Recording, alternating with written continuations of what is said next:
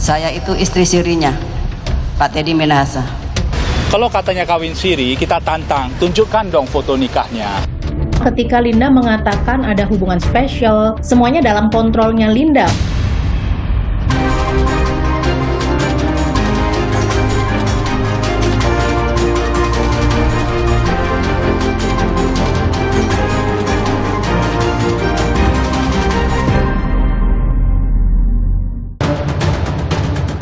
Sidang kasus narkoba Irjen Teddy Minahasa kembali diwarnai perdebatan sengit.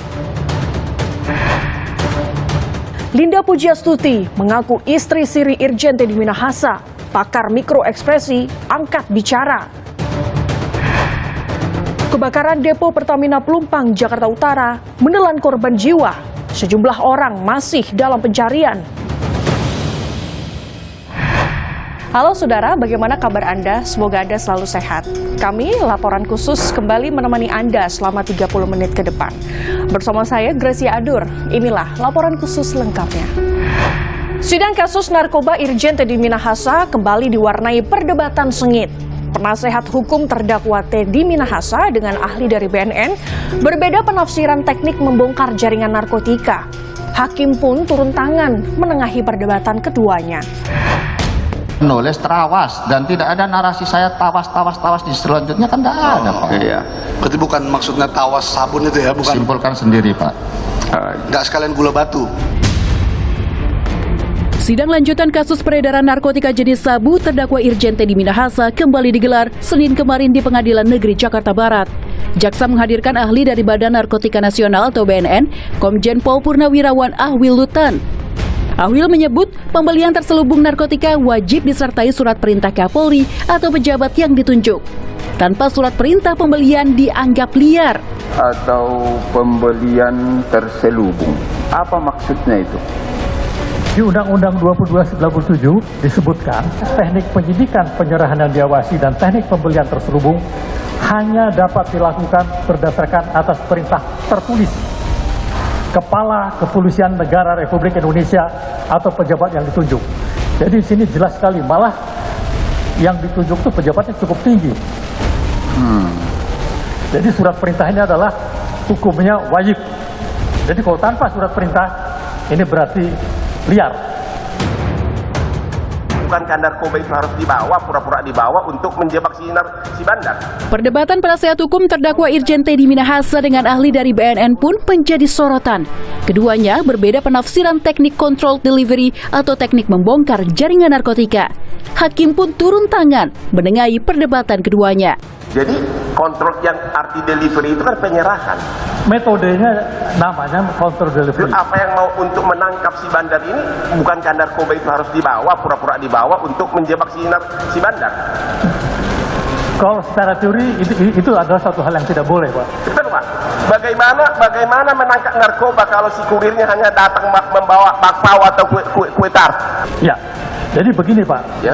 Kalau kurir itu adalah orang yang mau bersedia bekerja sama dengan polisi, ya. Ini bisa kita bawa barangnya. Bisa bawa barangnya. Kalau dia mau bekerja dengan kalau polisi, mau. Ya. Oh, artinya.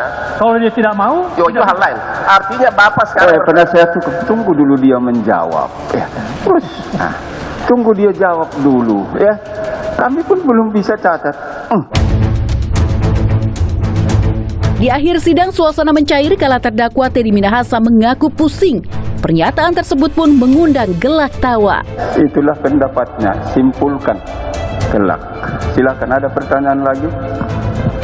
Tidak ada yang mulia, kesimpulannya saya juga pusing ya Mas. Silakan. Jaksa juga menghadirkan ahli hukum pidana Universitas Indonesia, Eva Zulfa. Menurut Eva, barang bukti yang digunakan sendiri oleh penegak hukum dapat dianggap melawan hukum.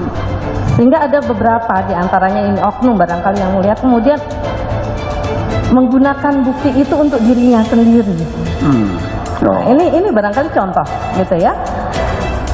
Dia memiliki secara melawan hukum. Gitu. Artinya kepemilikannya itu memang ada di dalam penguasaannya. Selain itu, Eva menyebut salah satu pihak pemufakatan jahat atau meeting of mind bisa lepas dari pidana jika mundur dari kesepakatan tersebut. Ketika kita bicara meeting of mind, harus ada kesepakatan, kebersamaan, niat yang sama untuk melakukan satu tindak pidana. Ketika satu peserta delik menyatakan mundur ya dari kesepakatan itu, kita tidak bisa mengatakan dia sebagai peserta tindak pidana. Iya, kalau memang kita bicara soal dalam konteks penjualan, gitu ya. Berbagai fakta terkuak pada sidang Kamis 2 Maret lalu. Hakim mendatangkan ahli digital forensik Rujit Kuswinoto. Ahli digital forensik mengungkap adanya riwayat pemesanan tawas secara online dari ponsel asisten mantan Kapolres Bukit Tinggi AKBP Dodi Prawiranegara.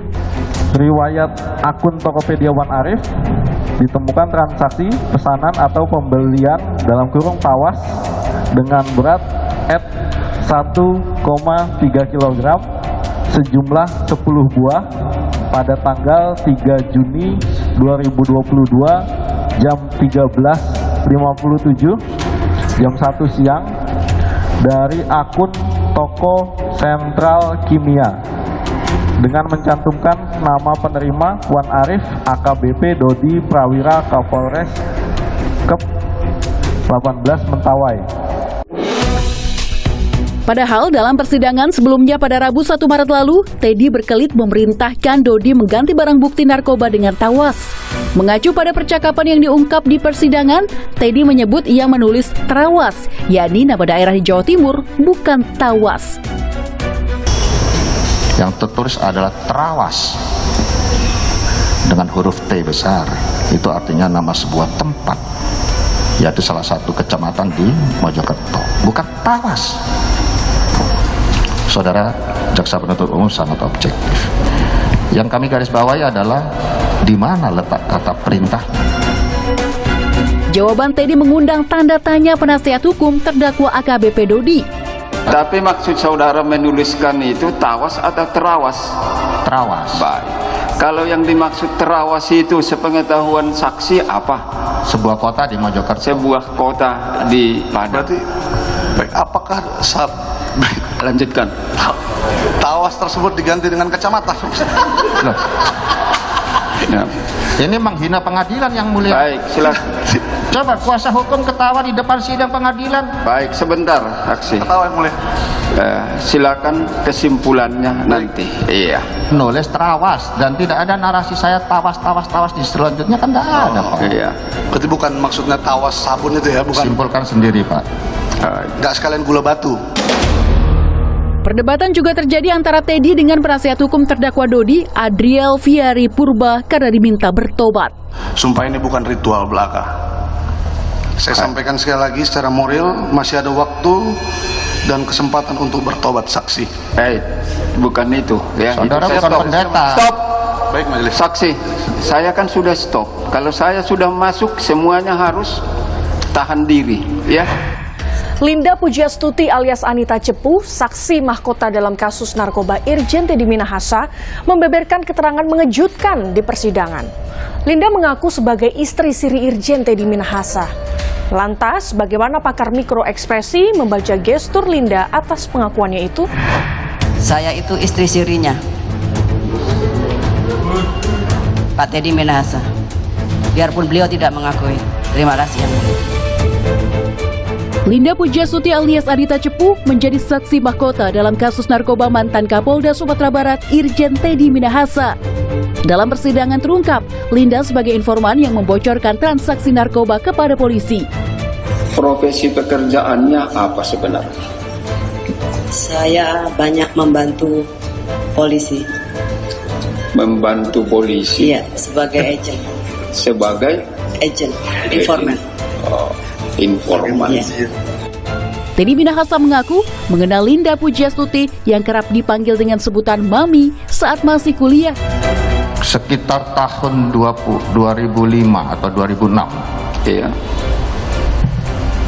Saya saat kuliah di UI, saya bersama teman-teman saya sering kalau selesai kuliah itu sauna atau spa di hotel klasik Pecenongan. Bertemu saudara Linda di resepsionis dari tempat spa itu.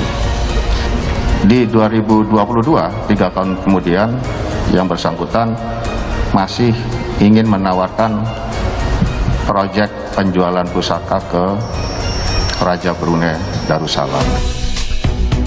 Tak hanya sebagai informan, dalam pusaran kasus narkoba Teddy Minahasa, Linda berperan menyalurkan narkoba jenis sabu yang diduga barang bukti sitaan untuk dijual kembali kepada bandar narkoba di Jakarta. Waktu itu tanggal 23 Juni, saya ada WA terdakwa.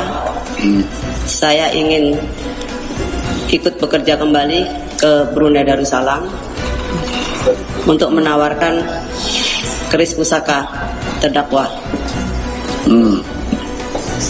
Dijawab dengan terdakwa, silakan. Saya jawab lagi, saya nggak ada ongkos tiket dan operasional. Lalu terdakwa bilang, ini saya ada sabu 5K, carikan lawan untuk kamu operasional ke Brunei. Linda pun menghubungi Kasranto, mantan Kapolsek Kalibaru Jakarta Utara, agar dicarikan pembeli sabu. Selang beberapa bulan, Linda dan Kasranto menemukan bandar yang berniat membeli 1 kilogram sabu. Terdakwa Dodi Prawira Negara dan Syamsul Ma'arif pun mengantar sabu seberat 5 kg dari Padang menuju Jakarta melalui jalur darat. Menanggapi kesaksian Linda, Teddy Minahasa membantah dan mengaku justru ingin menjebak Linda. Pasalnya, Teddy mengaku kecewa karena sebagai informan polisi, Linda pernah memberikan informasi keliru soal peredaran narkoba di Laut Cina Selatan. Kami lontang-lantung di sana hampir 3 bulan di laut, yang katanya informasi ini dari Vietnam, jadi kita sanggungnya di Laut Cina Selatan sesuai koordinat yang dia punya. Gak ada saudara sebut bahwa ini ada 5 kg barang untuk biaya ke sana atau apa? Itu saya sebut, itulah bagian dari saya mau kerjain dia, mau jebak dia yang Menanggapi bantahan Teddy, Linda membeberkan fakta mengejutkan di persidangan. Linda bahkan mengaku punya hubungan asmara hingga menikah siri dengan Irjen Teddy Minahasa. Sangat keberatan kalau ini jebakan. Saya dengan Pak Teddy tidak pernah ada masalah. Waktu saya ke Laut Cina, itu gagal, saya sempat minta maaf. Dan saya tidak pernah berantem. Dan saya memang ada hubungan dengan Pak Teddy. Biarpun beliau tidak mengakui. Kami tiap hari di kapal tidur bersama. Saya itu istri sirinya, Pak Teddy Minahasa. Biarpun beliau tidak mengakui. Terima kasih Yang Mulia. Usai persidangan, penasihat hukum Teddy Minahasa Antoni Jono membantah keterangan Linda dan menantang Linda memberikan bukti perkawinan siri dengan Teddy Minahasa. Terkait kawin siri, saya sampaikan siapa namanya Mami Linda ya, yang dulu katanya bekas GRO di hotel tempat spa plus. Kalau katanya kawin siri, kita tantang, tunjukkan dong foto nikahnya. Sementara itu, pakar mikroekspresi Monika Kumalasari meragukan keterangan Linda Pujiastuti yang mengaku istri siri Irjen Teddy Minahasa. Berbeda ketika mengaku sering tidur bersama, Monika menyebut Linda tampak tidak tenang saat mengakui perkawinan siri dengan sang jenderal bintang 2. Ketika Linda mengatakan ada hubungan spesial, tidur bersama ketika di kapal dan sebagainya, ini tatapannya memang secara fokusnya ya. Ini Linda bisa melihat ke depan begitu ya. Artinya secara visual dia semuanya dalam kontrolnya Linda untuk menyampaikan informasi ini. Tetapi ya ketika di jeda tersebut ya, Linda ini sempat menunduk ya, kemudian seperti membaca sesuatu dan ini ada hubungannya dengan yang disebut dengan eye asynchronous ya, bahwa ketika seseorang menunduk dan kemudian matanya melihat ke bawah, ini ada inner talk yang sedang bekerja. Artinya ketika dia secara kinestetik mulai membatin gitu ya, apakah statement ini perlu saya sampaikan atau tidak? begitu. Nah, jeda yang lama ini juga berarti bahwa ketika seseorang itu kehilangan spontanitasnya, gitu ya, maka mungkin hipotesisnya kita bisa bilang bahwa mungkin dia juga takut untuk mengatakan hal ini, begitu. Tetapi kalau kita mengatakan ini adalah takut dari Linda, saya kok tidak mendapatkan adanya facial atau micro expression dari ekspresi atau emosi rasa takut itu. Mantan Kapolda Sumatera Barat, Teddy Minahasa, didakwa dengan 2 pasal UU Narkotika dengan ancaman hukuman mati dan penjara minimal 20 tahun.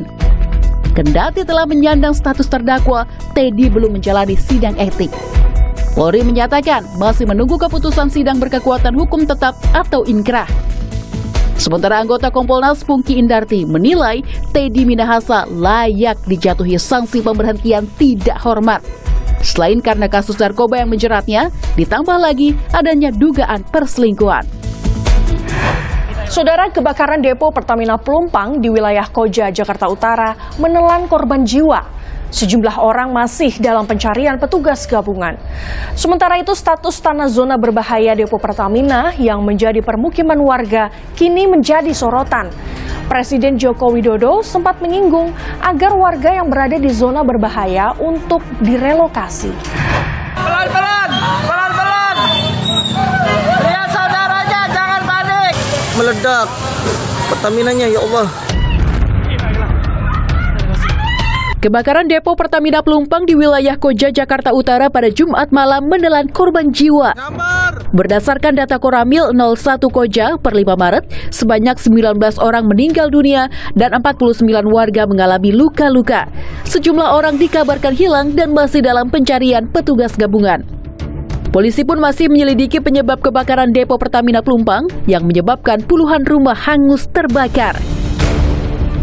Nah, tentunya untuk mencari tahu sumber apinya dari mana, ini sedang dilakukan pendalaman oleh tim. Saat ini kita sedang mengumpulkan saksi-saksi, kemudian CCTV, dan kemudian hal-hal yang kita perlukan yang sifatnya sangat teknis, sehingga nanti bisa kita jelaskan secara saintifik tentang peristiwa yang sebenarnya. Direktur Utama Pertamina Nike Widiawati menyatakan akan mengevaluasi penataan ulang di setiap aset vital milik Pertamina. Ini perlu dilakukan evaluasi lebih lanjut untuk melihat penataan yang lebih baik lagi. Peristiwa kebakaran depo Pertamina Pelumpang bukan kali pertama terjadi. Insiden serupa pernah terjadi pada Januari 2009 dan Mei 2017. Pengamat ekonomi energi Fahmi Radi menyebut Pertamina abai dalam sistem keamanan. Kebakaran yang cukup besar yang diakibatkan menurut saya kelalaian dari Pertamina itu ya. Sehingga ini terjadi berulang dan berulang gitu. Berdasarkan standar internasional tadi, dia mempunyai internal damkar gitu ya, penembakaran, sehingga dia bisa mematikan sebelum merembet kemana-mana. Tapi ini kan tidak, artinya Pertamina nggak punya internal pemadam kebakaran tadi di aset yang demikian strategis tadi, sehingga kemudian kebakaran besar dan pemadam kebakaran yang masuk kan kesulitan juga itu. Pasca kebakaran, status tanah zona berbahaya depo Pertamina yang kini ditempati warga mencuat. Presiden Joko Widodo yang meninjau langsung korban kebakaran sempat menyinggung agar warga yang berada di zona berbahaya untuk direlokasi. Pertama, karena ini memang zona yang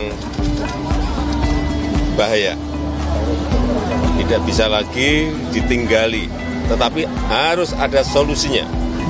Bisa saja pelumpangnya digeser ke reklamasi atau penduduknya yang digeser di relokasi. Saya kira nanti akan diputuskan oleh Pertamina dan Gubernur DKI. Untuk keamanan, idealnya ada lahan steril tanpa bangunan selebar 50 meter dari depo sebagai zona penyangga atau buffer zone. Namun kenyataannya, permukiman padat penduduk kini justru menempel dengan pagar depo. Penataan zona penyangga ini sempat diusulkan pada tahun 2009 saat kebakaran hebat juga terjadi di Depo, namun rencana tersebut terkendala sengketa lahan yang telah berlangsung puluhan tahun. Beroperasi sejak tahun 1974, Depo Pertamina Pelumpang menempati lahan seluas lebih dari 48.000 hektar, tak jauh dari pelabuhan Tanjung Priok. Awalnya, tanah rawa sekitar depo tak berpenghuni. Statusnya pun tanah kosong atau tanah milik negara. Namun kemudian permukiman ilegal mulai muncul dan terus bertambah hingga merangsek ke Depok Pelumpang.